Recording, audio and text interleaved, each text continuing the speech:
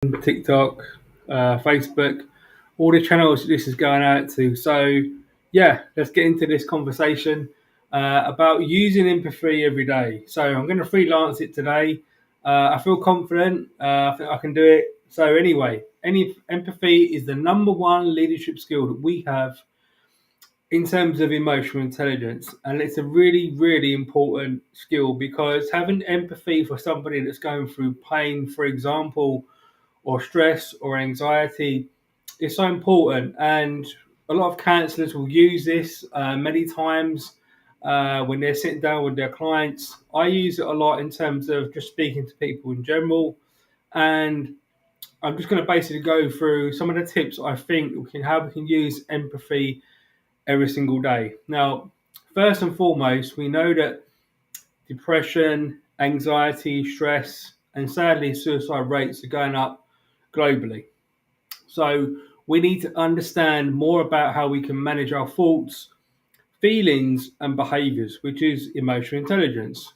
So, how do we use empathy every day in that context? Well, what I do normally is I wake up every single day and I say to myself, what do I need to be grateful for?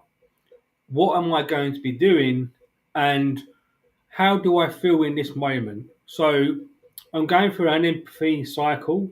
So I'm having empathy for myself because I realize that, you know, life is stress and I might have had a bad day. It's a tough week for me. Tomorrow is sadly, my mum's anniversary of her death 5 years ago. But I've built up through the week, if you've not been watching my videos here on LinkedIn, more confidence and more content because I truly feel that the world needs more empathy. Hence, my name of my magazine, Empathy News Magazine, which you can subscribe on my LinkedIn channel.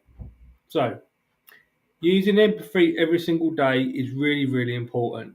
And like I said, I wake up every day, I'm grateful for what I've got.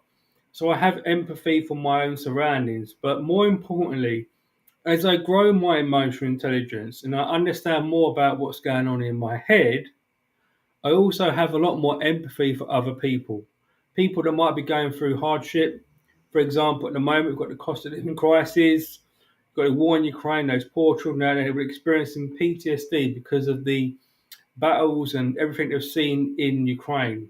So, empathy can be used every single day first by number one, starting with yourself, okay, and also starting with other people.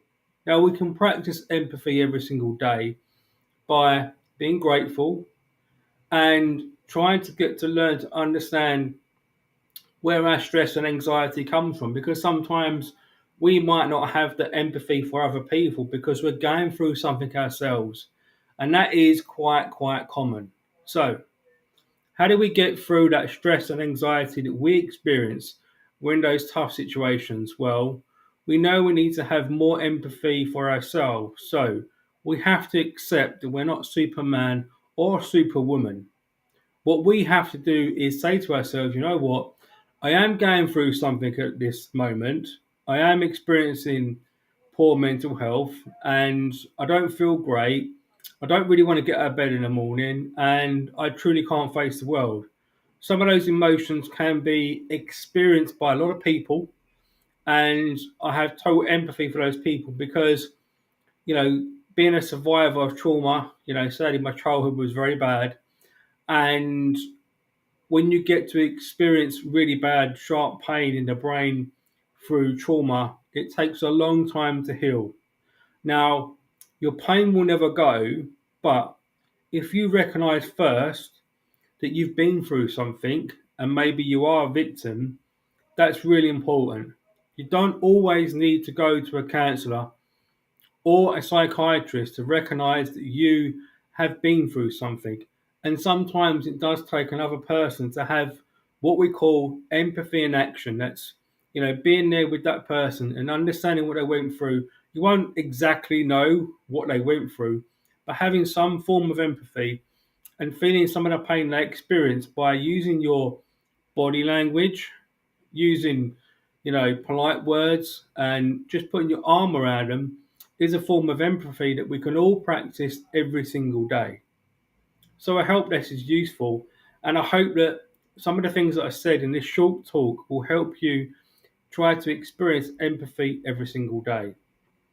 Now, in the office, of course, we need more empathy because we know that toxic leadership is something that's heavily talked about here on LinkedIn and other platforms.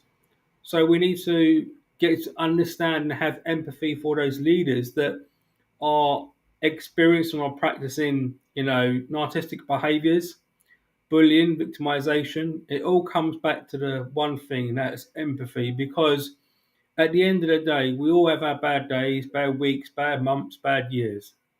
But if we don't have empathy for that person and put our arms around that person and say to that person, you know what, I understand what you're going through. At the moment, I think you're making a lot of mistakes. So, what I'm going to do for you is I'm going to give you time off. I'm going to book you into counseling. And if you're a HR manager, for example, or you're just the founder, or you're a victim yourself, and that's kind of very tricky because toxic leaders don't always recognize what they're doing, and you have to have the power to say to them and yourself, you know what, it's time out. Okay, it's not doing my mental health very good at all, because the way you're behaving at the moment is you're affecting my confidence. My anxiety is up. I've got outside things going on in my family, and I know lots of people are really, really struggling at the moment, not just with their mental health, which is contributed by finances, but the general outlook on life and the feeling of pain. Because, like I always say to people, the world is getting darker.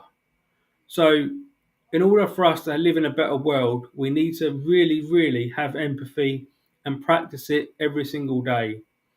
So hopefully in this short talk, I've given you some indications on how we can, experience empathy for each other, and just some of the elements of trying to diffuse toxic leadership, which is not easy, but it is more about empathy, the number one leadership skill, and it's also probably going to be the number one counseling skill, and the skill that's going to help decrease global depression rates. It'll help people, not take their life, because having empathy for someone and for yourself, more importantly, is one of the best tools you're ever going to learn. So, thank you everybody across my social media channels. I hope you're having a great Saturday, and I'll be relaxing this afternoon. I'll be hitting out over at the beach and just being more empathetic towards, stuff that I've done in my life, because we all need rest.